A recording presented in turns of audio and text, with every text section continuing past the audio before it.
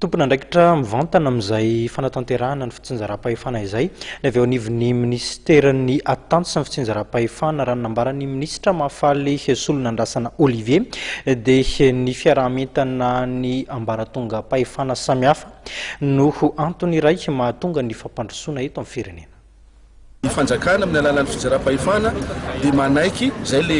le fanapahan-kevitra politika zany mamindra ny ampahany fahefana ho any amin'ny vahoaka iny fotony amin'ny alalan'ny lehibe ny tanàna sy ny olom-bafidy reny, zay ny dikany. Nefa reny be ny tanàna reny amin'ny mahabe ny tanàna azy tsy aro hoe tonga dia hoe mianatra na nahafantatra fitondrahana tanàna na ny administration na fitantanana izy, ka izay indrindra no ilana le déconcentration zay le tapany ao amin'ny intérieur zay tsy fantatry ny olona satria zay manana ny solon-tena-panjakana. Ireo solon-tena-panjakana ireo araka ny lalana manankely izy no mandrindra ny asany ireo service technique déconcentré na mpiasa-panjakana sy ampandraraha maro eny amin'ny district eny amin'ny commune reny. Ka reny ataoko hoe service technique déconcentré na sampandraraha technique reny tokony hiara-misalahy amin'ny commune manomboka zao fa tsy hoe voalalakarona dia hifanipaka fa ireny tokony hanampy hanomeny traikefany hanomeny fahaizany sy fahalalany amin'ireny be ny tanàna sy ny ekipandreny mba hahatonga ny fampandrosoana mba ho hitataratra zany. Zay no mahatonga hoe ny atitany sy ny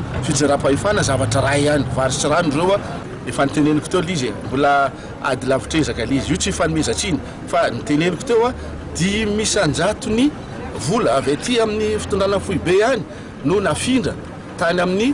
vondrom-bahoaka fitsinjaram-pahefana hatramin'izay fa ny saorana zany fa tsika manana mpiara-nombonantoka na ara-teknika na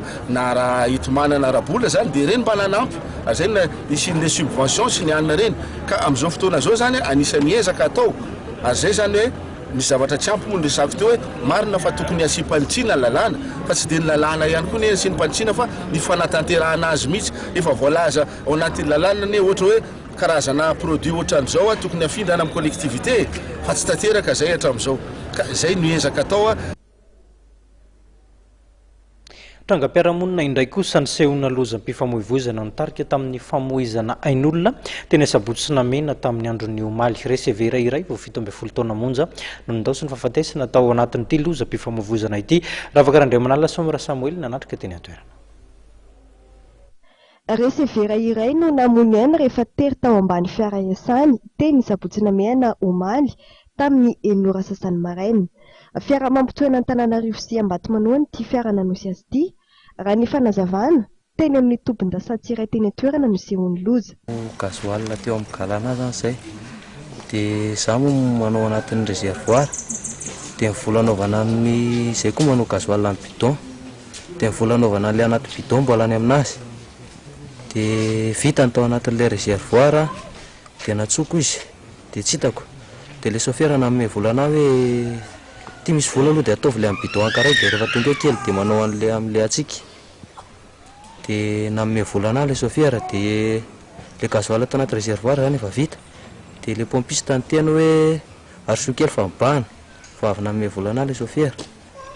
dia ilay tôbile nroso dia izy zany tao ambany tôbile tao dia zay tsy haiko hoe inona nataon'ilay rito na inona. Ny lohan'ilay resevera izay vao 17 taona monja moa no vao mafy. Niezaka nanavitra azy ireo mponina teny an-toerana saingy tsy tonga teny amin'ny hôpitaly Anosy Avaratra akory dia tapitra ny ainy.